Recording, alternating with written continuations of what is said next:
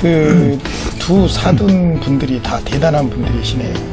그 장모님도 또 신앙적으로 그렇고 또 친가 어머님도 그렇게 참 옛날 어르신인데 결정적으로 그런 부부가 신앙생활 해라 이렇게 할 수 있는 게 바로 7남매 8남매 키우신 분들의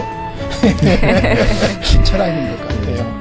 근데 이제 의장님 사실 이제 좀 이야기를 다시 그 정치 쪽으로 돌려가지고 사실 정치라는 게 그렇잖아요. 약한 자들을 도와주고 또 함께 살아가도록 하는 이런 게 정치라고 봅니다. 그런 면에서 보면은 정치하기 이전부터 이미 약자들과 함께 이렇게 아까 뭐라겠죠? 노조를 만들기도 하고 또 운동을 하기도 하고 하는 것 자체가 이미 정치죠, 사실은. 그런데 이제 실질적으로 현실 정치에 이렇게 뛰어들게 된 것은 분명히 어떤 결정적인 계기가 있었을 거 아니에요.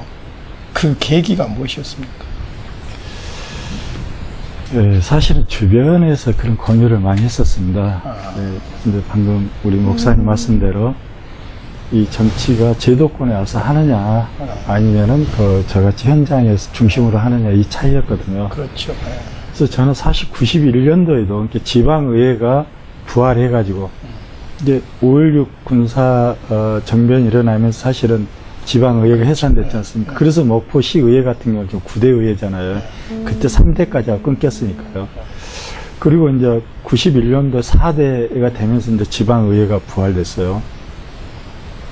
근데 그때 이제 많은 그때 이제 당시 평민당, 지금 민주당이 그래서 입당을 해가지고 그때 내천이요, 공천이 아니고 이렇게 해서 할 테니까 시의원 이렇게 출마하면 어쩌겠느냐. 그때 이제 제가 택시노조 전남 지부장 전국 부위원장을 하고 있을 때였어요.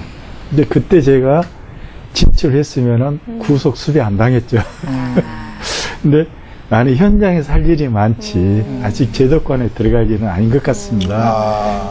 하고 제가 안 했어요. 그리고 이제 그때 수배 떨어지고 구속됐거든요. 그리고 이제 95년도에 다시 이제 그 주변에서 권유를 해서 시민사회단체에서 제가 이제 노동운동, 민주화운동 이렇게 쭉 오면서 근데 이제 95년도에 그때 문민정부 김영삼 정부 들어섰는데 복권을 안 시켜준 거예요.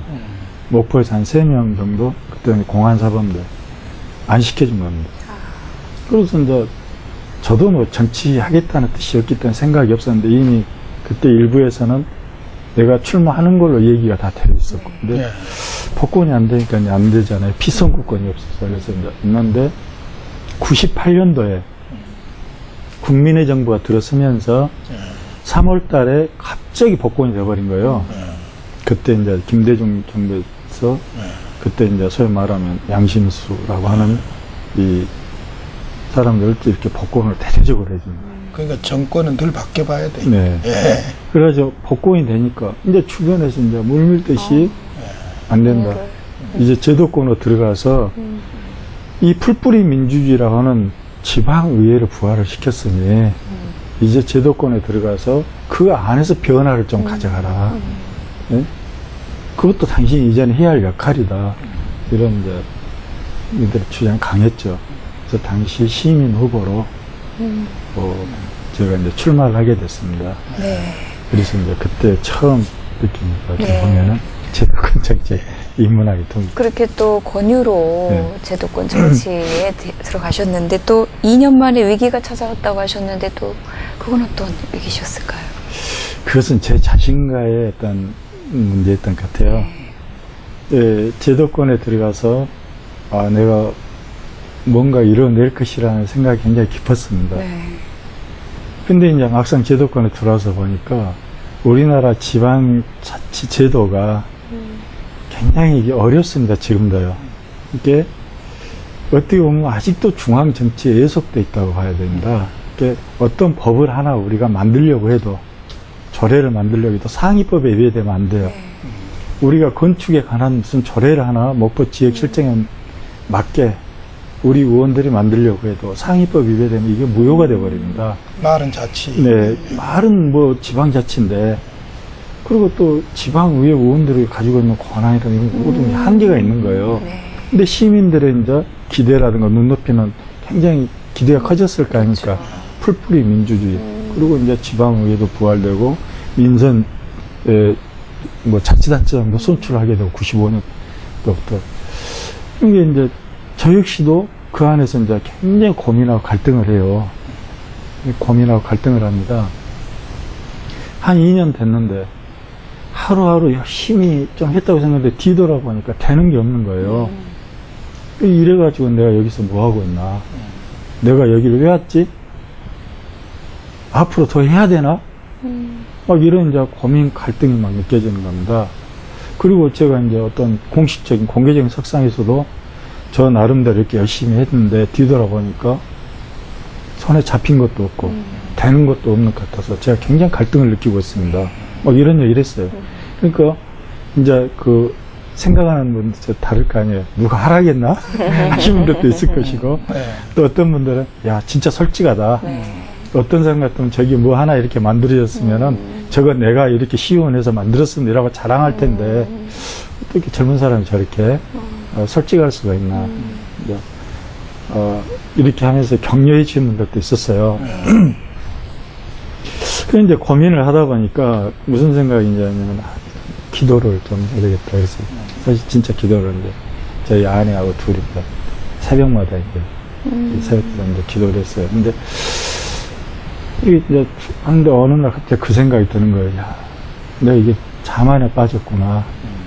이게 내가 정말 시의원이니까 무슨 내가 하늘에 별이라 딸 수 있는 뭐 고난을 가진 나도 아닌데 마치 내가 뭐 무한한 능력을 가진 인간처럼 내가 혼자 한다고 생각을 했구나. 예? 뭘 목표를 정해놓고 하나님한테 이거 이루어주라 기도 한 번도 해보지도 않았고 나 혼자 한다고 생각했단 말이에요. 그리고 저를 지지해줬던 수많은 그 주민들, 시민들이 있는데 이분들의 뜻을, 이분들의 의지라든가 이분들에게 어떤 것을 같이 협의라든가 같이 어떤 공유해보지도 않고 오로지 나 혼자 잘났다고 이렇게 하는 거라서 야 내가 이 갑자기 내가 왜 이렇게 됐지? 아 이래서는 안 되겠다. 그래서 이제 또 제 이제 아내에게 고백을 하고 이제 저희 아내도 제 손잡고 기도합시다. 그러면은 반드시 하나님께서 응답을 하실 겁니다. 얘기를 하시고 그래서 그러고 나서 이제 쭉 생각을 하면서 이제 했던 것들이 뭐냐면, 한꺼번에 이루는 게 아니고, 하나하나, 하나님께서, 이게 여기다 쓰시려고 줬던 거 아닙니까? 두 번에 아까 제가 생명을, 정말 잃을 뻔 했던 제가, 그리고 제가 일로 교도소에 가갖고 있을 때, 남들은 다 고통받고, 저도 고통받는 줄 알았더니 나중에 그 안에 있을 때, 성경의 말씀 거기서 깨달아 가면서 제가 성장을 했잖아요. 이런 것들이 가만히 생각해 보면은 저를 거기다가 시계에서 여기다 놔뒀는데 제가 혼자 말하자면 오만한 생각을 한 거예요. 이제 내가 시의원이 됐으니까 나 혼자 할 수 있다. 그래서 이건 아니구나 해서 그때부터 이제 기도를 하고 쭉 이렇게 했는데 정말 이루어졌습니다. 제가 98년도에 시의원 출마하면서 신한비치 아파트 앞에 보면 공원이 있을 겁니다. 길이가 한 2km, 폭 한 60m 돼요. 그게 지금 총 공사비가 한 170억 정도 들어갔는데 이게 국도비 지원이 안 돼요. 순수 지방자치, 목포시 예산으로만 해야 되거든요. 지금 이게 기존의 도시에서 이런 공원을 만들 수 있는 걸 상상할 수 없는 거예요. 제가 공약으로 내걸었지만 저도 이건 이렇게 돼야 된다는 생각이 했었고 또 많은 주민들도 여기가 그렇게 됐으면 좋겠다. 그리고 막상 이걸 가지고 하려니까 시 예산이 뒷받침이 안 되잖아요. 근데 그게 7년 만에 완성이 됐어요. 5년 만에 다 공원이 되고 그래서 그게 우리 주민들한테 엄청난 휴식 공간 또 저녁에 아침 저녁으로 운동하고 이렇게 즐길 수 있는 어떤 주민들만의 좋은 공간을 이렇게 되다 보니까 이제 그 지역이 변화가 돼버렸잖아요. 얼마나 발전돼요.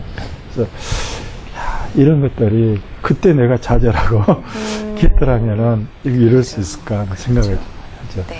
그러니까 사실 이제 쭉 의장님 말씀을 들어보니까 내가 정치하겠다고 막 자기가 무슨 꿈 있는 것처럼 나선 것도 아니었고 또 사람들의 네. 필요에 의해서 나섰고 또 사실 시의원으로 이렇게 그 당선이 돼서도 자만에 빠져서 내가 마치 무엇을 하는 것처럼 그렇게 얼마든지 할 수 있는데 그게 아니고 2년 만에 갈등에 빠졌고 사실 갈등에 빠졌다는 것은 그것은 문제 속에서 뭔가 해결책을 찾고자 하는 노력이라고도 볼 수 있잖아요.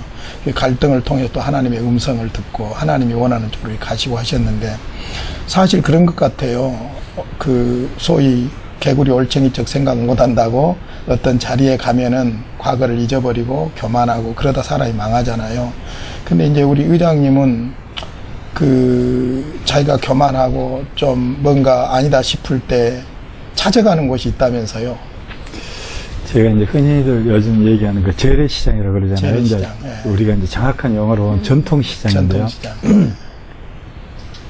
아주 제가 이제 즐겨 찾는 것입니다. 네. 첫째는 가격이 싸거죠.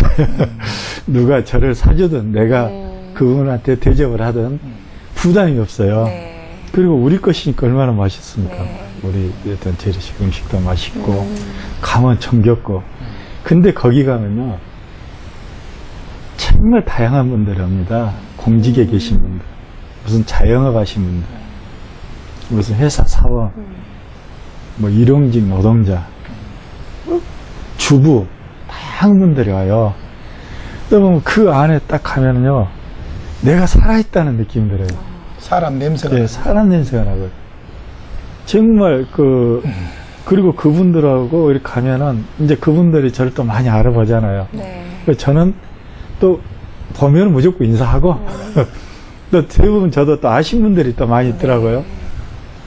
근데 주로 이제 많이 가는 데가 신중앙시장 원산동에 있는 가면은 이제 그분들이 이제 그 어떤 자기 삶에 대한 얘기들을 많이 이제 그리고 자기 환경에 대한 그 얘기들.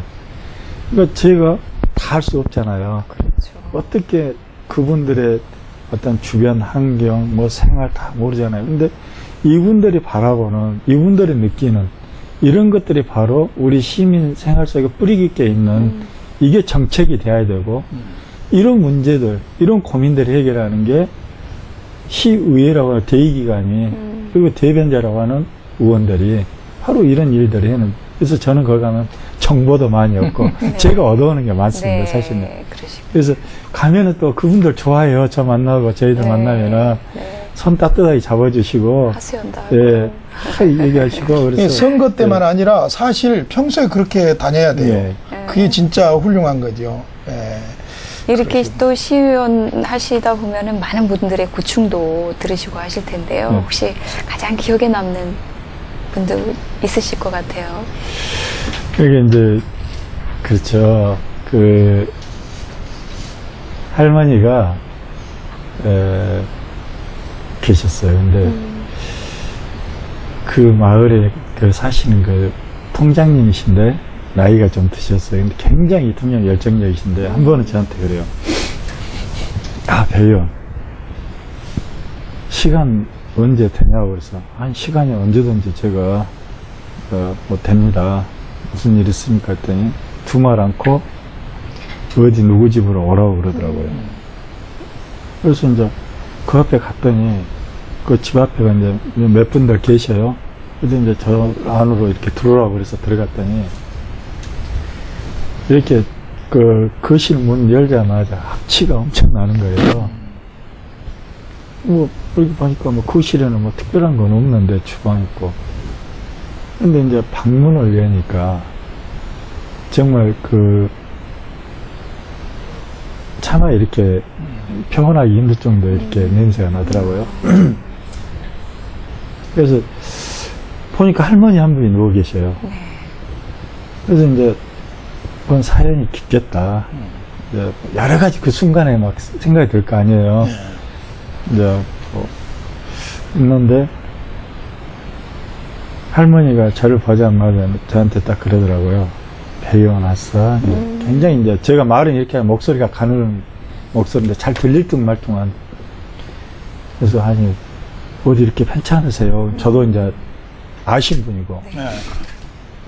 그랬더니, 회의원, 나 내일 죽어도 여한이 없는데, 병원 나 한 번만 갔다 오면 여한이 없겠다. 저도. 그래서 이제 보니까 뭐냐면은, 이렇게 오랫동안 병원에 누워 계신 분들 보면은 등에 이렇게 막 나는 거 있잖아요. 욕창이라고 네. 그런가요? 등창 욕창. 이게 이제 워낙 심해가지고 악취가 이제 그렇게 날 정도예요. 그러니까 자녀분들은 아드님이 뭐 사업하다 실패하고 이제 뭐 어디 행방불명 되고 네. 손주 둘이 있는데 하나 중학생 하나 고등학생인데 뭐 누가 거들 사람이 없고 노 부부가 그렇게 계시는데 이게 이제 할머니 소원이 병원 한 번만 입원은 내일 죽어도 소원이 없다는 얘기 아니에요. 그래서 그 통장님한테 그래서 이 주변에 계신 통에 서명을 전부 다 받으십시오. 그래가지고 그때 이제 목포 의료원으로 입원을 시켜드렸죠.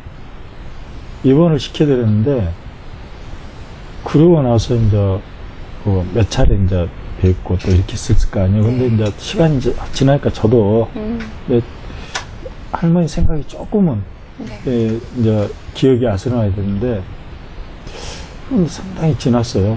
한 8개월 됐나요?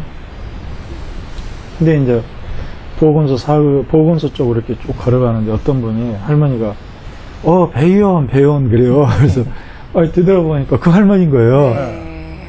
그래서 나도 이제 얼마나 놀래요. 난 돌아가실 줄 알았죠. 아니, 할머니가 저도 모르게 이제 길 건너 뛰어가 손을 잡았죠. 네. 그때 할머니 어떻게 된 거예요? 그랬더니 나 배의원 때문에 살았어. 봐. 지금 그 핸드카 있잖아요. 끌고 다니는. 네. 여기다가 지금 내 페이지하고 공병 같은 거 모아서 생활비도 쓰고 이래. 나 이제 이렇게 일도 해. 나 살았어. 우리 사회가 이제는 다 그래도 이제 먹고 산다. 다 누가 뭐 그렇게 어렵냐 이렇게 얘기하지만 아직도 우리 주변을 보면은요. 정말 어려운 분들이 쓰면서 내가 시의원을 했기 때문에 내가 그 도움을 줄 수 있는 그 보람. 이게 아까 무슨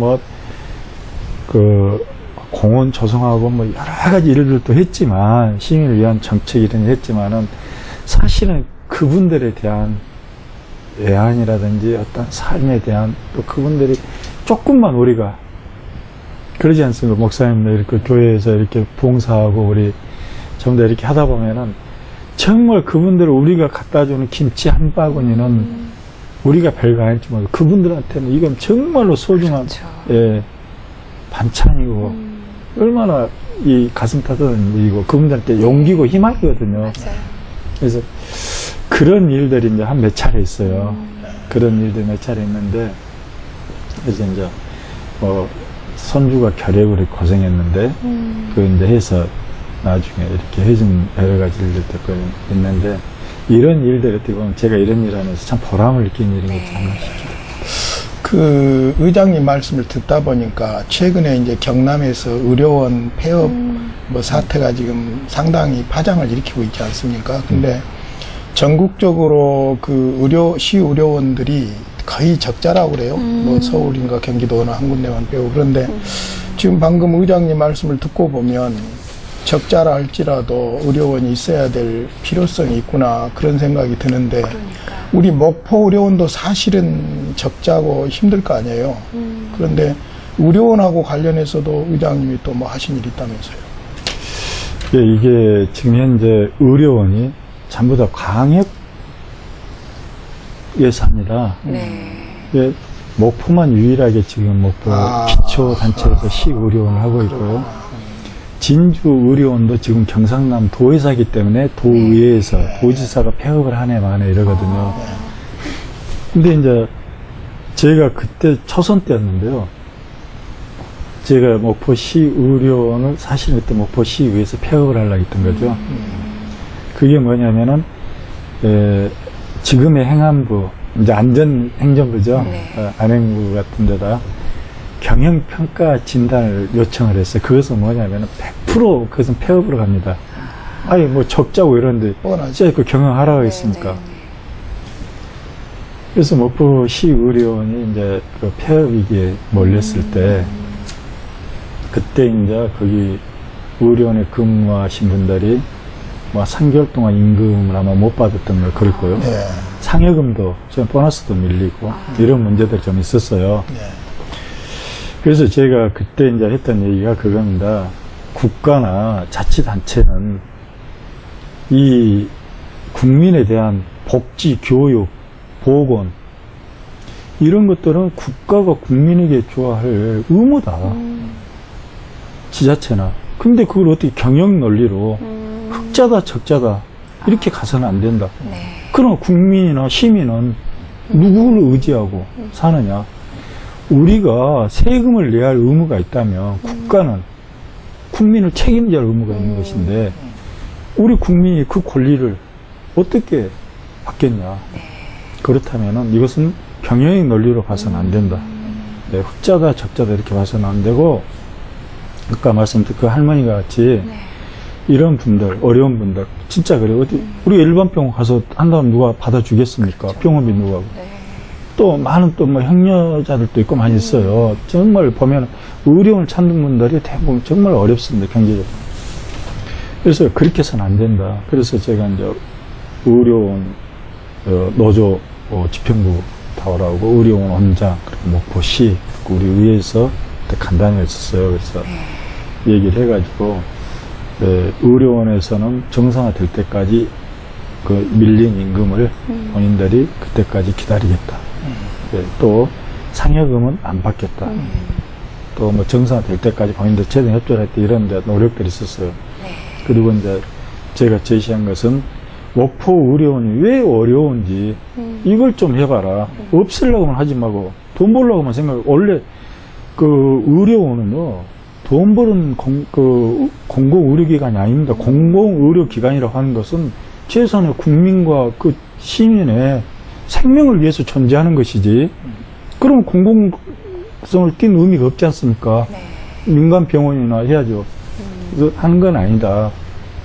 그래서 어떻게 하면은 최대한 적자폭을 줄일 수 있는 것인지 한번 대안을 찾아봐라. 병원도 리모델링도 좀 하고, 의료 장비도 최신 장비하고, 의료진도 좀 확충을 하고, 그래서 많은 시민들이라든지 또 많은 환자들이 찾는 그런 의료원이 된다면은 지금같이 이렇게 경영이 어렵겠느냐. 그런 자구책을 찾으려고는 않고 어려우니까 없애려고 한다는 것부터가 잘못된 생각이다. 이렇게 해서 그때 그럼 다시 정상화를 하자 해가지고 시에서 이제 계속 좀 지원을 했죠. 투자를 했어요.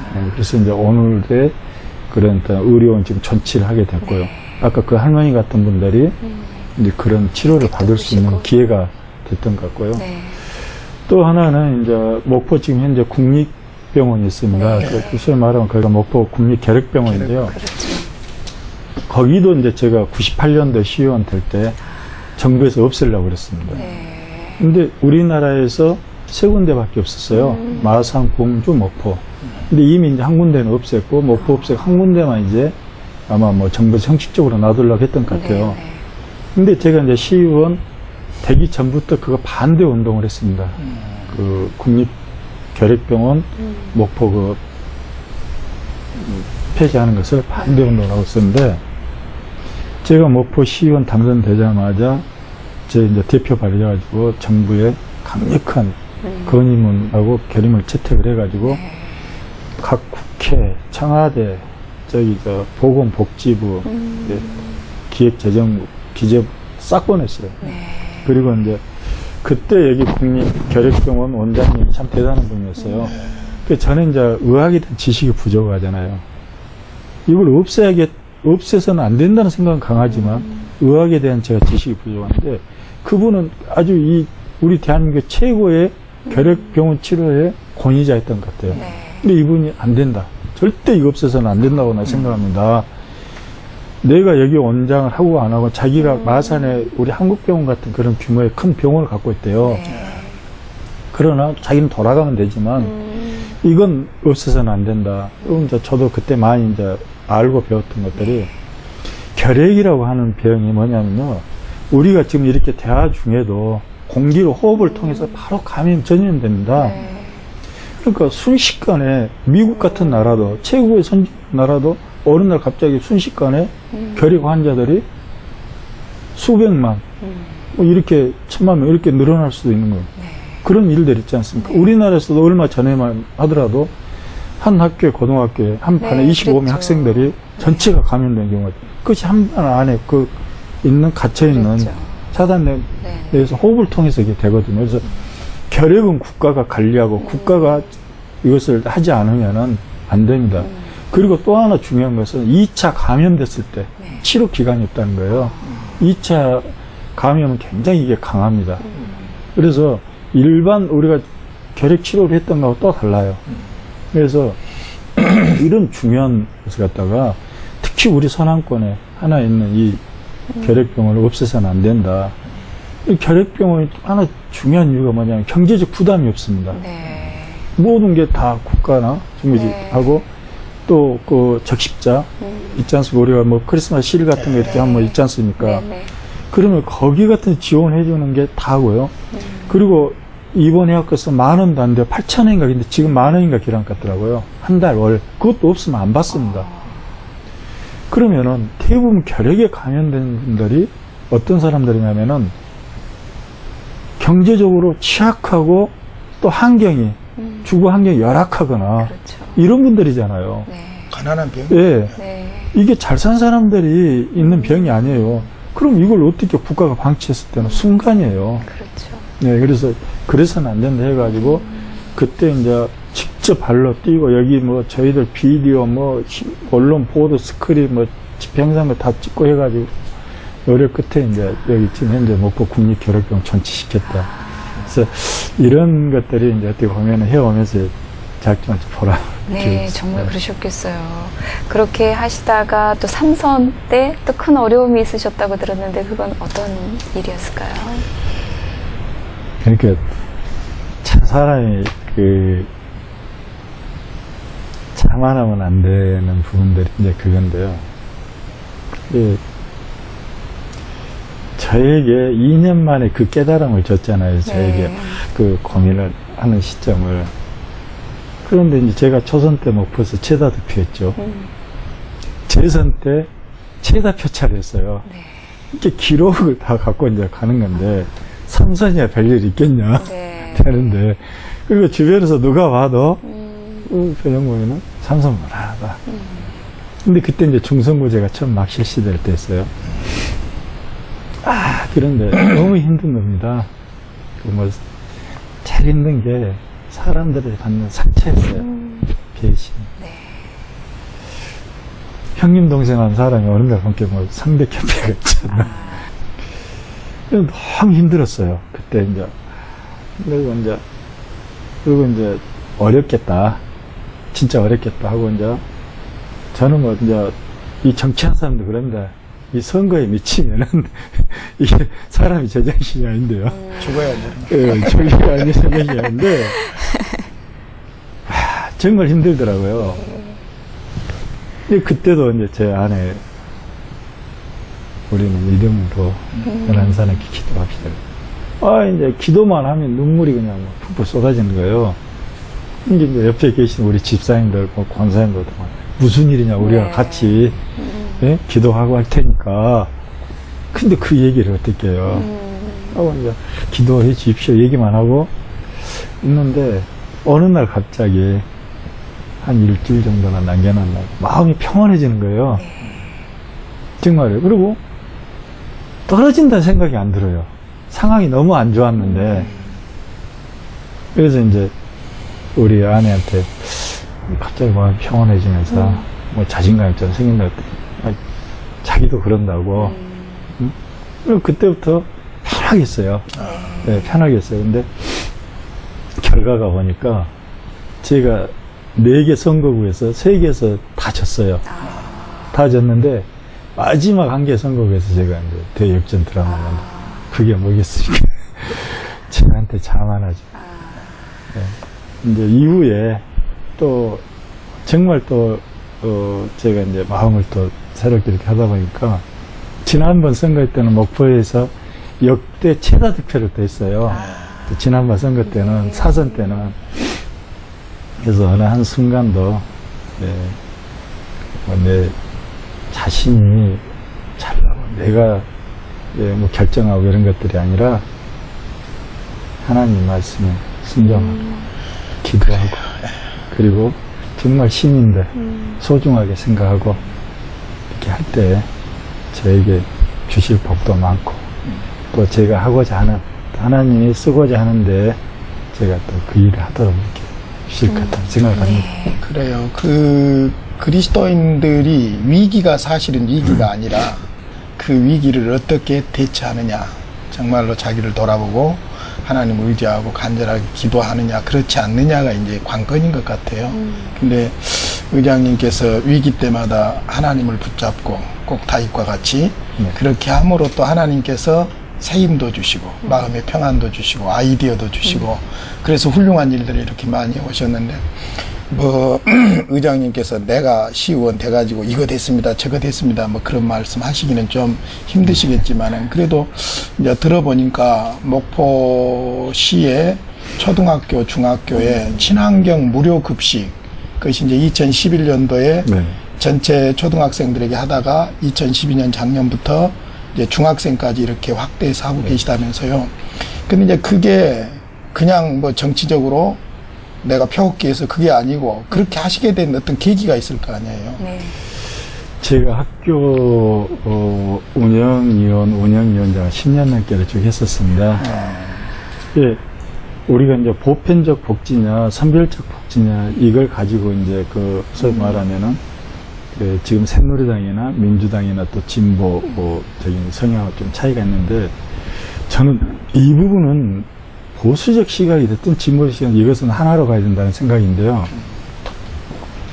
우리 아이들이 정말 경제적인 여건 때문에 한참 성장할 시기에 굶는다는 것이 있을 수 없는 일입니다. 또 그리고 그 시기에 그런 계기를 해서 영원히 씻을 수 없는 상처가 남는다면은 이거 더더욱 안 되는 이거 국가가 손실입니다.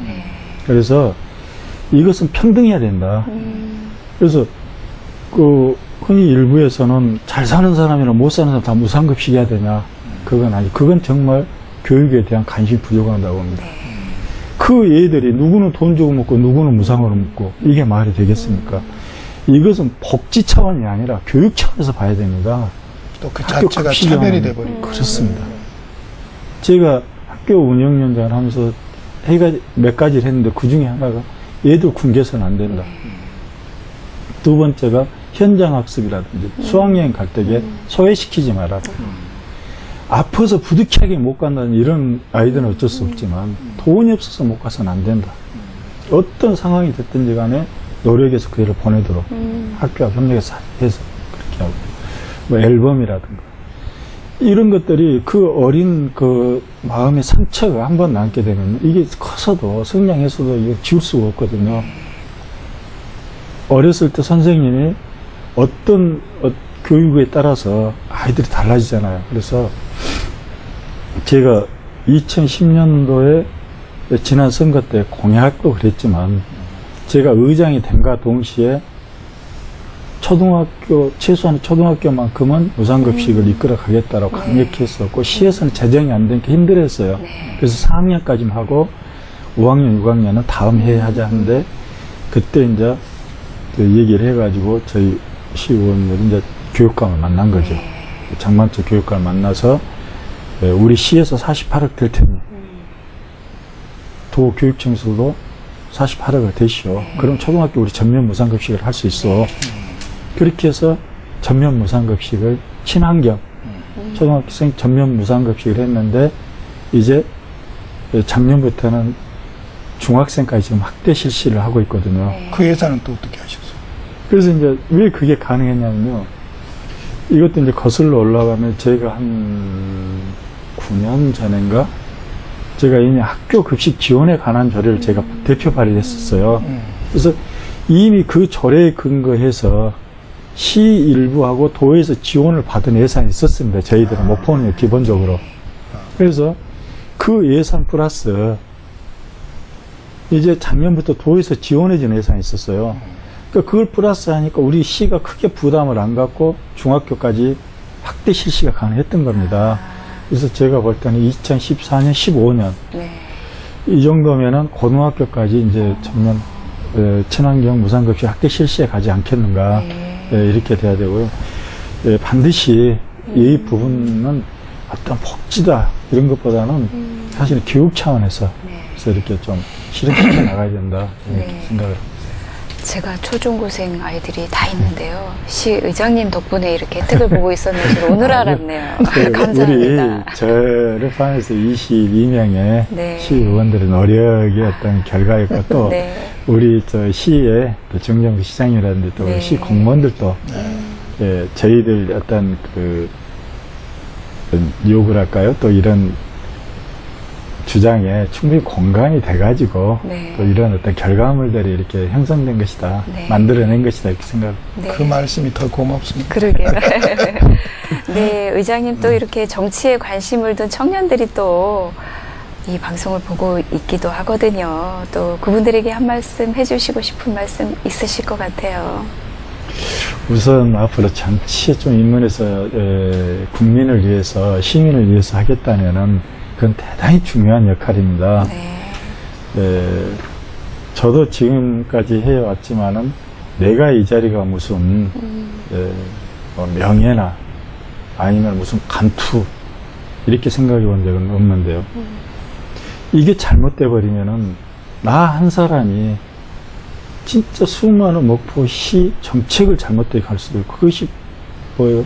피해를 보는 것은 시민이 될 수 있고 국민이 될 수 있는 거라는 거예요. 그래서 자기 철학이 분명해야 됩니다. 네. 자기의 소신과 철학이 분명해야 되고 끊임없는 공부를 해야 돼요. 연구를 공부를 해야 됩니다. 알아야 무엇을 할 거 아닙니까? 면장을 하죠. 예. 그래서 다양면으로 노력을 하고 그리고 어느 시점에 가서는 자기 개발을 하는데 또 여기 자기 자신을 또 다스릴 줄 알아야 되잖아요. 처음에는 내가 이렇게 갔다가 출발했다가 되고 난 다음에 어느 순간 아까 저같이 잘못된 생각할 수도 있거든요. 그러다 보면은 피해는 결국은 시민이 보는 거고 네. 고통은 시민이 받는 겁니다. 그래서 자기 어떤 개발 이런 철학 이런 것도 분명해야 되고 또 하나는 본인들에 대한 자신이 가지고 있는 전문성을 확보를 해야 된다. 우리가 지금 목포 시의원이 22명 있고 국회의원이 300명 있습니다. 다 잘할 수는 없잖아요. 네. 그래서 자기 전문 분야가 있다면은 그 분야의 상임위에 각 상임위원회가 있기 때문에 가서 활동을 하면은 훨씬 좋습니다. 그래서 그러한 어떤 준비 좀 됐으면 좋겠다. 네. 그리고 누구를 위해서 내가 정치를 한다라고 하는 목표가 분명히 있어야 되지 않겠어요? 나를 위해서가 아니라 국민을 위해서, 시민을 위해서. 그렇죠. 네. 그리고 정치를 한 사람은 나중에 역사에 자기가 평가를 받으면 되는 겁니다. 그렇지. 네.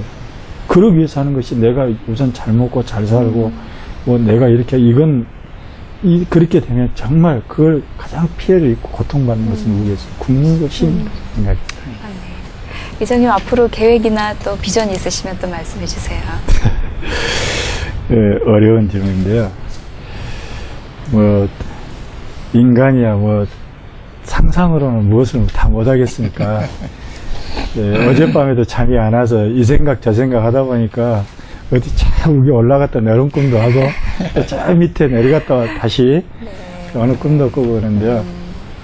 지금 저에게 주어진 역할을 최선을 다하고 제가 소명을 다할 수 있도록 늘 기도하고 그리고 또 우리 시민들이 저희 좀 실망시키지 않고 이렇게 하겠다. 그리고 이제 또 저도 많은 분 다 질문 받는 게 그거예요. 그래서 앞으로 이제 제가 어느 시기가 되면 또 열심히 기도하겠습니다.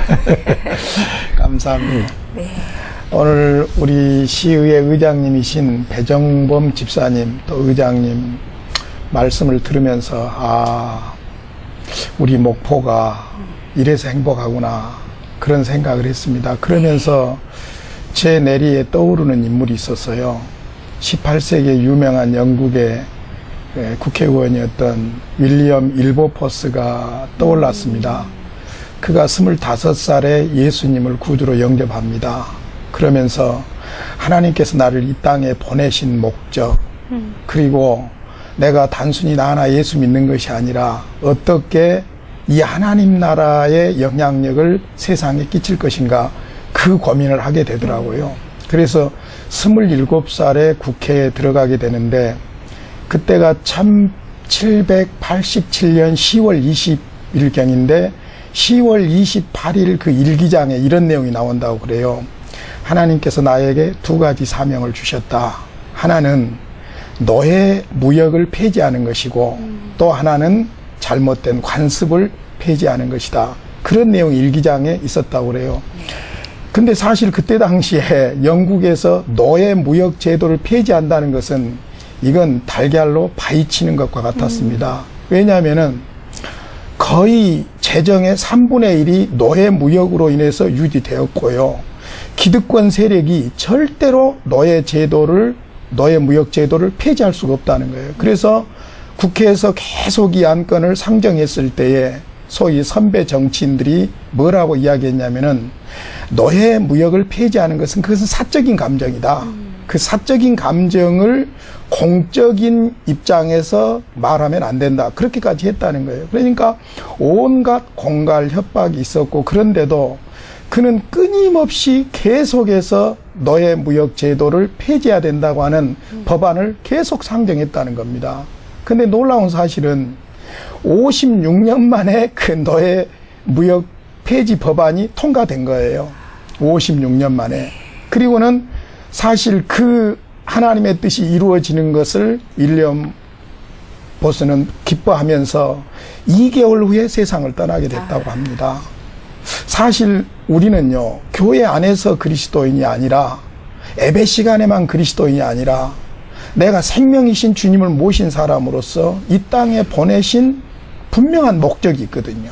그것이 절대가치인 하나님과의 관계 속에서 하나님 나라가 나를 통해서 세상에 확장되어져야 되고, 하나님의 꿈이 하나님의 백성들을 통해서 세상에서 이루어지는 것이라고 보거든요. 그런 측면에서 배종범 의장님 같은 분이 목포시 의장으로 있다는 것이 얼마나 행복하고 다행한 일인지.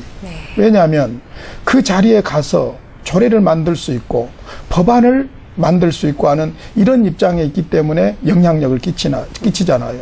어려운 사람들 위해서 의료원을 그대로 보존하게 만들고, 또 정말로 우리 젊은 세대, 한참 자라는 세대가 굶어서는 안 된다는 그 일념으로, 그것도 아주 자연환경, 친환경 무료 급식을 하게 하고, 이런 것들 하나하나가 변해서 세상은 살기 좋은 세상이 되는 거 아니겠습니까? 네. 그런 측면에서 저는 목포가 사실은 전통적으로 신앙적인 고향이거든요. 이곳에 앞으로 계속해서 시장님이 됐든 국회의원이 됐든 의장님이 됐든 이렇게 하나님 나라 관점으로 인생을 펼쳐나가시는 이런 훌륭한 분들이 계속 나오셔서, 목포가 비록 소도시지만은 정말로 하나님께 영광 돌리고 사람이 살기 좋은 그런 도시가 됐으면 좋겠다.